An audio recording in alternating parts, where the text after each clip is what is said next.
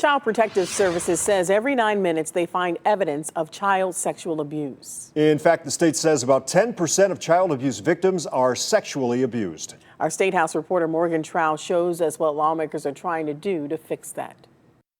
I mean, that's amazing. It's not every day you see two politicians from different parties working so well together. And one of my best friends in the House. It's because they are both on a mission. And it's to be able to equip young people with the tools they need to identify inappropriate behavior. Democratic Representative Bridget Kelly of Cincinnati and Republican Scott Lips of Franklin are sponsoring bipartisan legislation House Bill 105, Aaron's Law, named after a survivor of child sexual abuse. It's helping kids in K through 6 understand a good touch, bad touch, or appropriate behavior. It's helping children 7 through 12 understand sexual violence, or no means no. The bill requires each school district to provide annual age-appropriate instruction in child sex abuse prevention. It also would incorporate that prevention into its required training for teachers. This bill passed the House easily this summer, but now it's stuck in a Senate committee.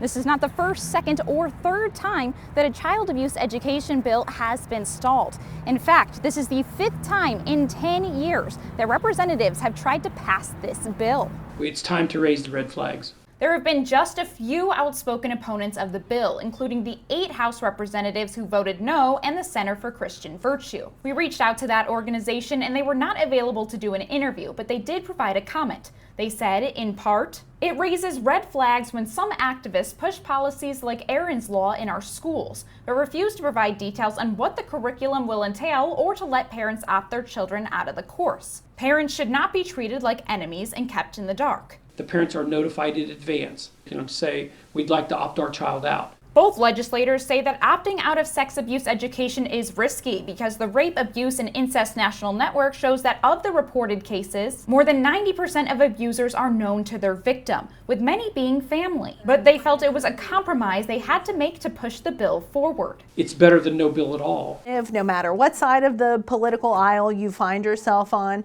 this should be something on which we can agree. The lawmakers say the bill has enough votes to pass the Senate. They just need the committee to allow it to be put to that vote. At the State House, Morgan Trow, News 5.